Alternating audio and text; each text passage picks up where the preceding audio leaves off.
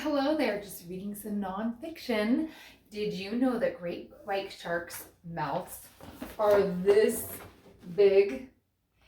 Isn't this life-size book so fun? There are deadly animals in this one. We have a regular life-size one, a baby animal, and a dinosaur one. And it's so fun to see the life-size shapes and sizes of all the different animals that there are in the world. So nonfiction is so fun. I know you can think of nonfiction sometimes as boring, right? But the nonfiction we carry is so engaging for readers.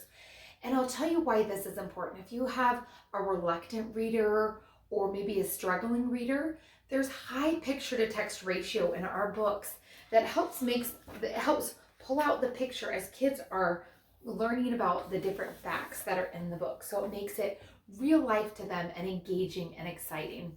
Another thing that's really awesome about nonfiction, and here's a little tip for you, is that you can let kids decide what it is that they're interested in, and then they can read about that thing. Do you have a kid who likes deadly animals? Do you have a kid who likes volcanoes, the weather, whatever it might be? Get those books, and that will really help reluctant readers and struggling readers to find a love of reading that they might not find through novels. So that's the first one I want to share, is the Deadly Animals one. Let's scale it back to our younger readers here. This is a brand new pop-up vehicles series. So this one's called Let's Dig, and it's a book of first words as kids are learning all about these different diggers and tractors and trucks. Okay, do you like Nibbles? We love Nibbles in our family. So this is a third in the series, or fourth actually, in the series of board books. There's a Santa one, there's now a shapes, and there's a colors and numbers one as well. So Nibbles is eating his way through all the different shapes in the book as you're teaching kids about shapes and even colors. There's a surprise at the end that he nibbled a heart just for you. This is a new series called It's Time To. So there's fix it, bake it, clean it, and grow it.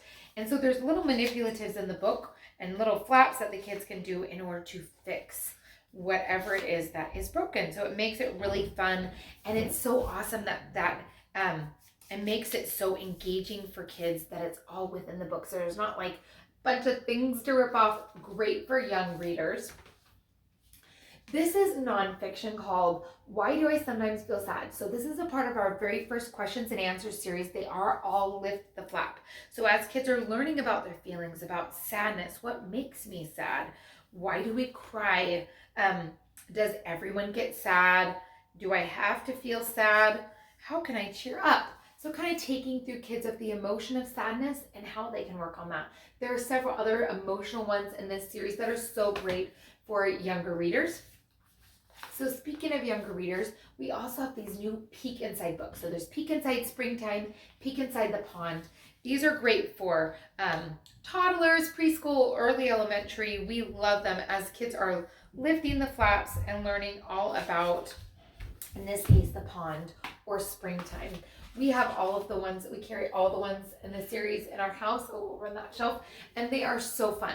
This is another one that's awesome. This is a step above the Peek Inside. It's called Look Inside. We actually happen to have like the series right there, but this is called Look Inside a Zoo. These once again have a high picture to text ratio. They do have flaps that kids can lift that make it really tactile and a sensory experience for kids as they're learning all about the zoo. So if you've seen my storybook video, you've seen the holiday magic. Well, this one's called Animal Magic. And we have several in this series now that are so fun as kids are learning all about, in this case, in the night. So they see how animals change in the night, that they might have their teeth come out as predators or whatnot. That is such a fun series that is made for younger kids, but even my older kids love it too. This one is kind of a crossover, it's called Kind. It's kind of a crossover. It's called A Call to Care for Every Creature. So it does have like a poem to go with it, but then it has all these different beautiful illustrations and all of the animals or creatures labeled throughout the whole book. And it's such a sweet, really a call to care for every creature and showing how we can treat them with kindness. This is a new book called The Wild Life of Animals. So it is so packed with knowledge and facts, but once again, you can see how this can be really engaging for reluctant readers as they are seeing this high picture to text ratio as they're learning all about the animal kingdom.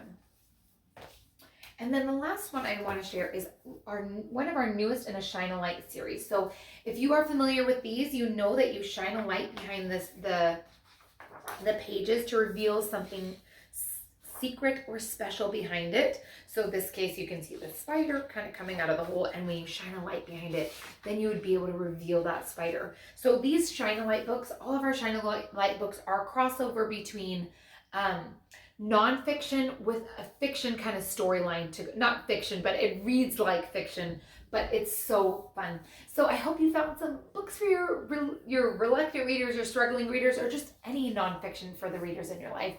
Have a good day.